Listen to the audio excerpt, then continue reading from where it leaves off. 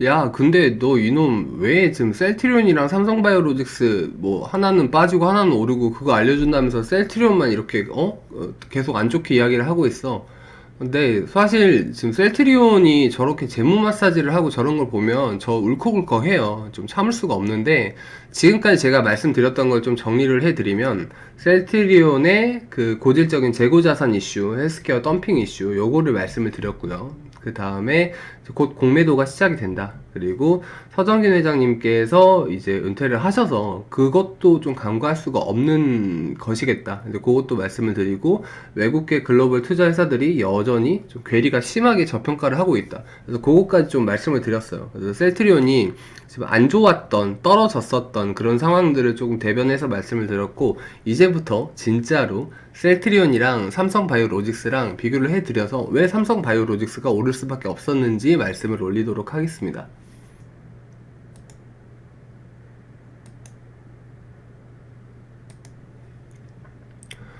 네, 셀트리온은 대표적으로 이러한 바이오 시밀러들이 있죠. 대표 상품이에요. 램시마가 있고 트룩시마가 있죠. 허주마가 있습니다.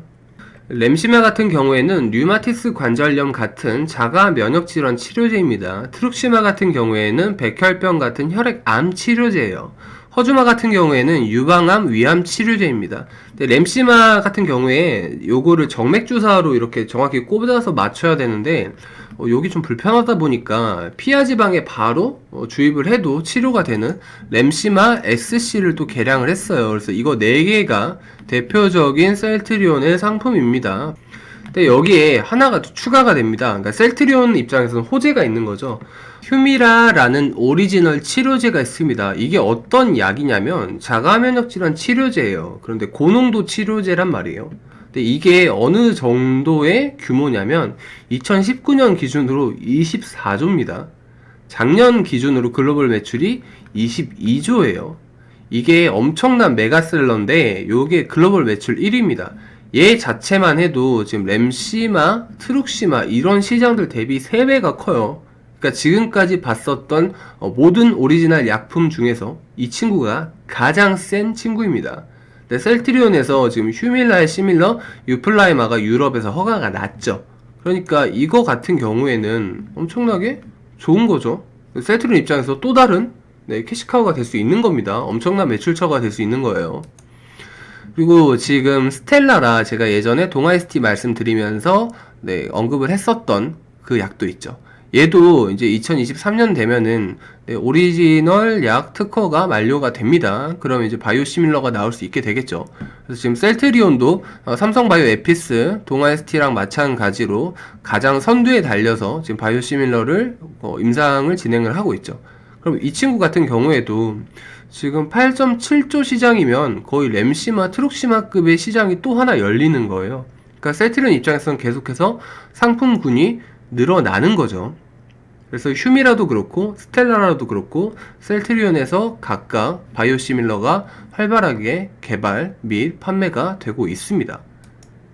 야, 그럼 셀트리온 엄청 좋겠네요. 아이, 그게 아니야. 요거 해결이 안 났잖아. 이거 현금 흐름이 해결이 안 났잖아요. 셀트리온 덤핑 이슈가 아직 해결이 안 나고 있어요. 2021년에도 마찬가지예요. 그리고 새롭게 ESG 리스크로 내부 거래가 다시 한번 대두가 됐죠. 지금 매우 높음이라는 요 등급까지 받아서 사실 이렇게 보면 밸류에이션을 비교를 할 수 있어야 되잖아요. 제가 옛날에 말씀을 올렸던 건데 삼성바이오로직스랑 셀트리온이랑 PER이 어때?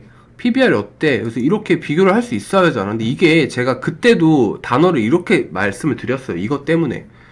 대신에 셀트리온이 돈을 훨씬 잘 벌죠가 아니라 표면적으로 잘 벌죠. 그러니까 저게 재무 마사지 해서 번 거니까 비교가 안 돼. 그 밸류에이션 측정이 안 된다니까요. 그러면 삼성바이오로직스를 좀 볼게요. 삼성바이오로직스 같은 경우에는 20년 12월 결산 기준으로 매출액 많이 상승했죠. 영업이익 좋습니다. 엄청나게 성장했어요. 당기순이익도 굉장히 꾸준히 성장을 잘 하고 있죠. 그럼 얘는 발생 기준 손익계산서 얘 믿을 수 있냐? 네, 믿을 수 있어요. 얘는 내부거래 비중도 없어요. 그리고 지금 해외 제약사에서 수주 물량 들어오는 게 거의 다 대부분이라고 말씀을 드렸죠. 그러니까 내부로 물량 안 돌리고 얘네는 밖에서 물량 받아다가 또 밖으로 잘 이렇게 건네주고 있는 겁니다. 그게 어디서 드러나냐면 현금 흐름에서 드러나죠. 삼성바이오로직스 2020년 12월 기준으로 현금 흐름 보세요. 딱 봐도 양호하죠. 티가 납니다. 그리고 삼성바이오 에피스도 지금 6기가 17년도고요. 7기가 18년도거든요. 그럼 6기, 7기 점점 매출이 확 캐파가 늘어나고 있죠.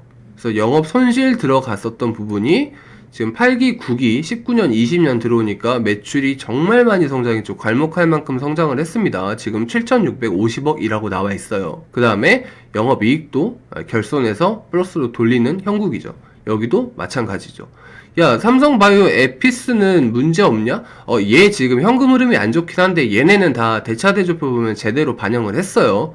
결손 잡힌 건 다 결손 잡았습니다.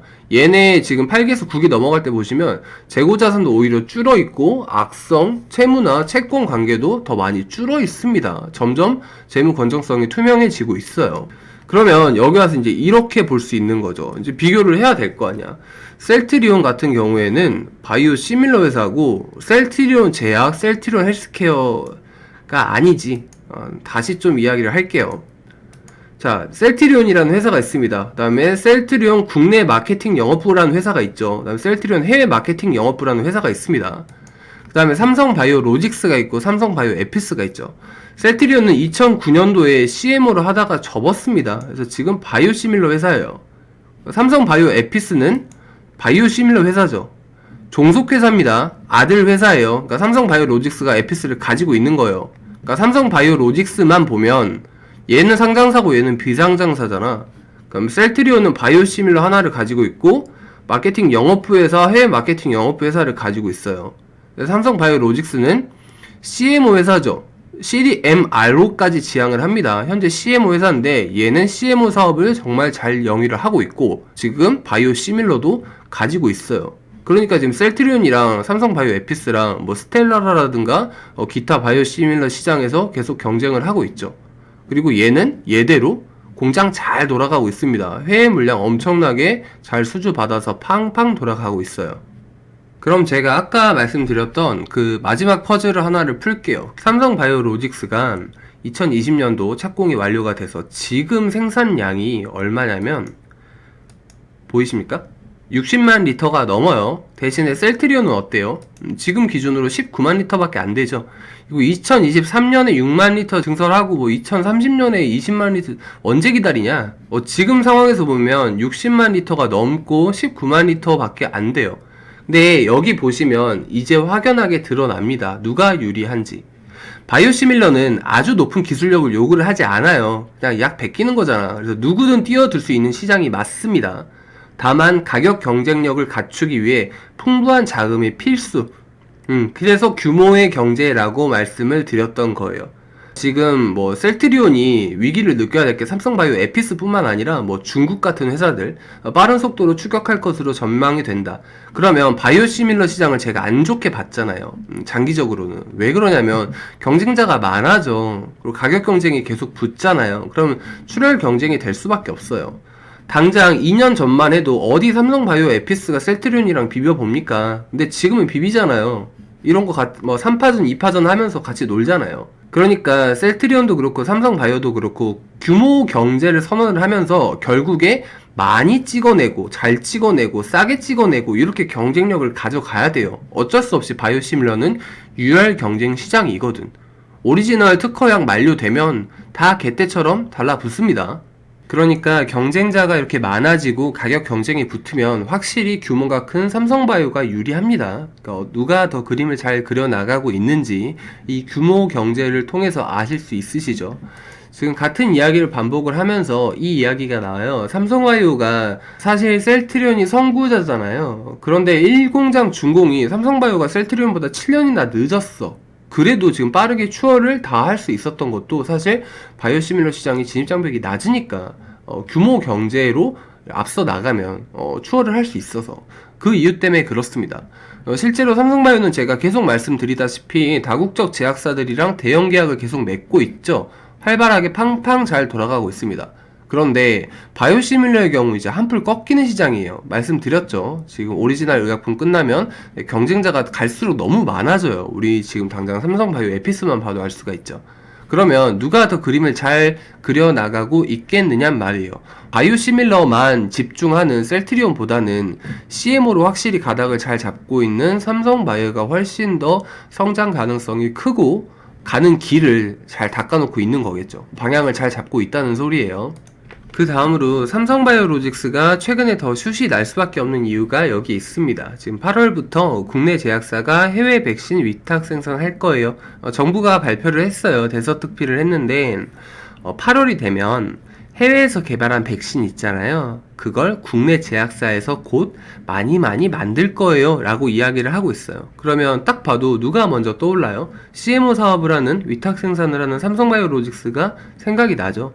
실제로 삼성바이오로직스가 가장 큰 수혜를 입게 될 거고 지금 주가도 그걸 반영을 해서 올라가고 있죠. 그러면 한편에서 셀트리온은 뭐 하고 있을까요? 레키로나주 될지 안 될지 성능 애매한 거 들고 계속 요렇게 헤매고 있겠죠. 그렇다 보니까 좀 주가 위치가 극명하게 갈리는 모습입니다.